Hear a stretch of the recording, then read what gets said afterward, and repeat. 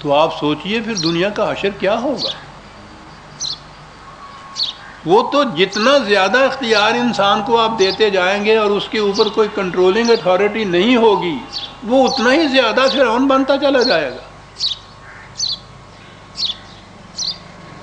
یہ ہے وہ وجہ جس کے لیے یہ نظام کامیاب ہو سکتا نہیں تھا۔ اسی لیے اقبال نے بہت پہلے جب یہ کمیونزم کا چرچہ ہوا یا انقلاب آیا ہے رشیا میں 1917 میں، اس زمانے میں کہا تھا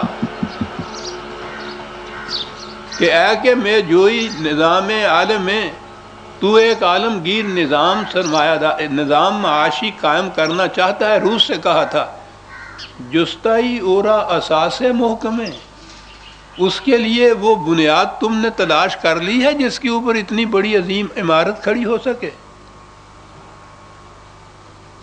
اور وہ بتایا تھا کہ یہ اساس، یہ بنیاد قرآن کے سوا کوئی تیسری چیز نہیں ہو سکتی۔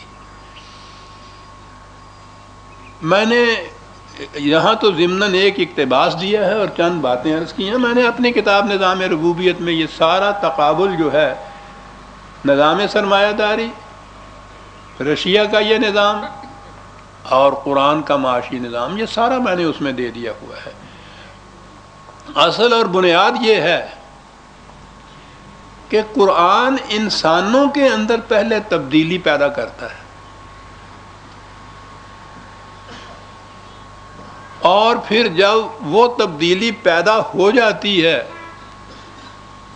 جس کی ایک جھلک ان الفاظ میں ہے کہ یؤثرون علی انفسہم ولو کان بہم خصاصہ، وہ دوسروں کی ضروریات کو اپنی ضروریات پہ ترجیح دیتے ہیں۔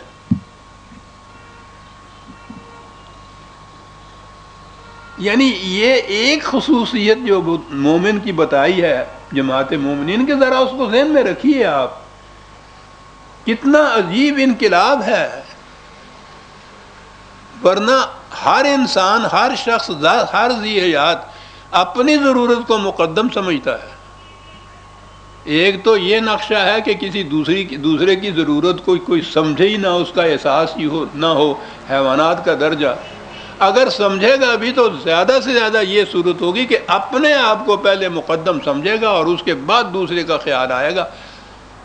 قرآن تو ایک درجہ آگے جاتا ہے، وہ ایسے انسان تیار کرتا ہے کہ جب وہ اپنی اور کسی دوسرے کی ضروریات میں تقابل کرے اور وہ محسوس کرے کہ اس کی ضرورت میری ضرورت سے زیادہ ہے، تو اس کی ضرورت کو اپنی ضرورت پر ترجیح دے، آپ محروم رہے اور اس کو دے دے۔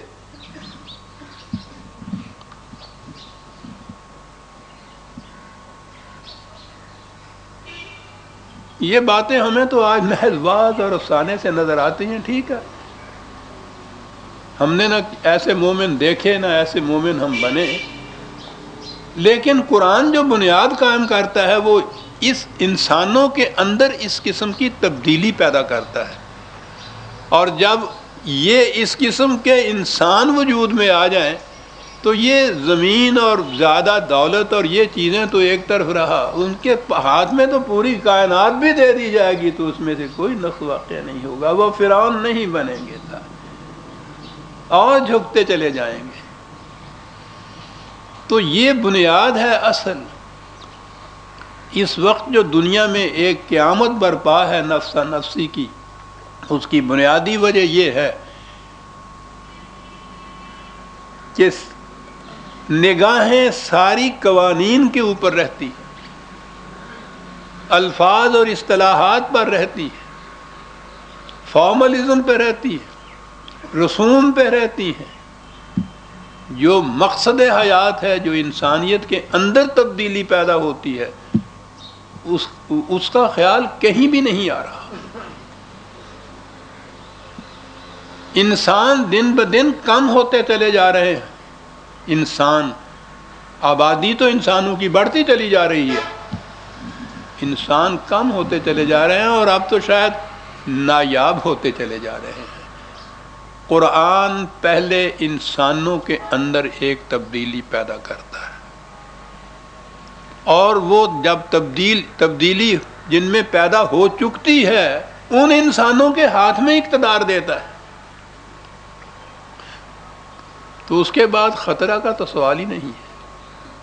ان انسانوں سے خطرہ ہوگا کسی کو؟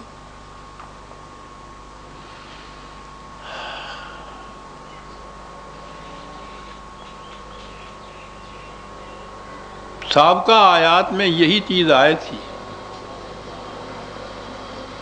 کہ مسلمین وہ ہیں کہ جن کی کمائی میں، جن کی دولت میں، جن کی آمدنی میں، جن کے ذرائع میں وہ حق معلوم للسائل والمحروم، خیرات اور چیریٹی کے طور پر، دھیان گیان کے طور پر نہیں وہ دوسروں کو کچھ دیتے، وہ ان کا حق سمجھتے ہیں اپنی کمائی کے اندر جن کی ضروریات رکی ہوئی ہوں۔ یہ کہا تھا اس نے کہ یہ ہوتے ہیں وہ جن کو آپ مسلمین کہتے ہیں۔ صلات یہ کرتی ہے ان کے اندر، یہ تبدیلی پیدا کرتی ہے ان انسانوں کے اندر۔ تو یہ جو اصول بتایا قرآن نے کہ ان کی کمائی میں حق ہوتا ہے، اور حق معلوم کہا ہے، کوئی چھپی ہوئی بات نہیں ہے، ہر ایک کو اس کا علم ہوتا ہے۔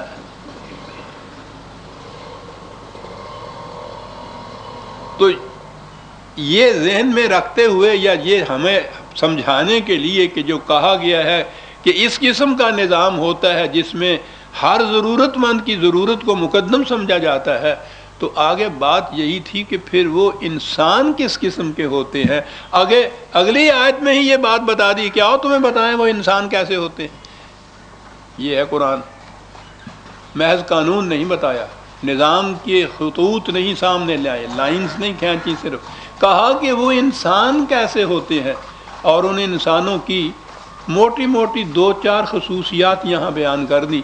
ورنہ یاد رکھیے قرآن کریم میں مومنین کی جس قدر خصوصیات بیان کی گئی ہیں وہ وہی ہیں جن کے اندر پہلے انسان یہ تبدیلیاں پیدا کرتا ہے جن انسانوں کے اندر، اور ان کو پھر اس پروگرام کو بروئے کار لانے کا اہل قرار دیتا ہے، ان کے ہاتھ میں دیتا ہے وہ اقتدار۔ یہ کوئی چھوٹی بات نہیں ہے کسی انسان کا کسی دوسرے انسان پہ حکومت کرنا، وہ تو ہوتا ہی نہیں قرآن کی روح سے، لیکن یہ اختیار دینا کسی حکم کے منوانے کا بھی، خواہ ہو خدا کا ہی حکم ہو، کوئی چھوٹی بات نہیں ہے صاحب، دونوں انسان ایک جیسے ہوتے ہیں۔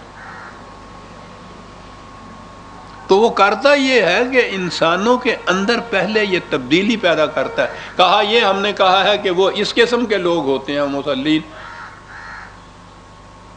اب 2-4 خصوصیات ہیں، اور سب سے پہلی خصوصیت وہ ہے جس کے متعلق عام طور پہ سمجھا ہی نہیں جاتا کہ اس کا بھی کوئی تعلق معیشت سے یا نظام سیاست سے ہے۔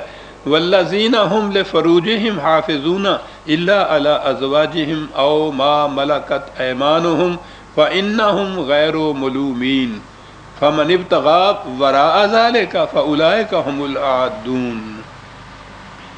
پہلی چیز اس نے جنسیات یا سیکس کے متعلق بتائی ہے، اور جیسا کہ میں نے عرض کیا ہے عام طور پر ذہنوں میں نہیں آتا کہ معاشی نظام کے ساتھ سیکس کا تعلق کیا ہے۔ ہماری سمجھ میں تو یہ آ ہی نہیں سکتا، اس لیے کہ ہمارے ہاں تو تحقیق کا سوال ہی نہیں ہے۔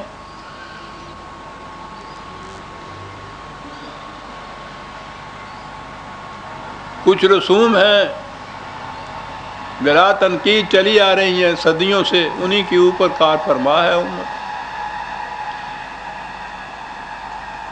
یہ سیکس کی حدود فراموش جو ایک نظام ہے مغرب کی اقوام کے اندر کچھ عرصے سے رائج ہوا،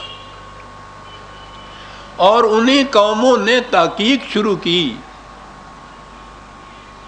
کہ سیکس کو ضوابط کے تابع رکھنے اور اس کو بے محابہ آزاد کر دینے میں اس سے قوموں کی زندگی پر کیا فرق پڑتا ہے۔ اور آپ کو یاد ہوگا کہ میں نے کئی ایک درسوں کا مستقل موضوع ہی یہ قرار دیا تھا، اور انہی کے ہاں کے جو محقق جنہوں نے تحقیق کی ہے اس مسئلے پہ، خاص طور پہ آپ کو یاد ہوگا انون کی کتاب کا میں نے حوالہ دیا تھا، وہ خود اس نتیجے پر پہنچے ہیں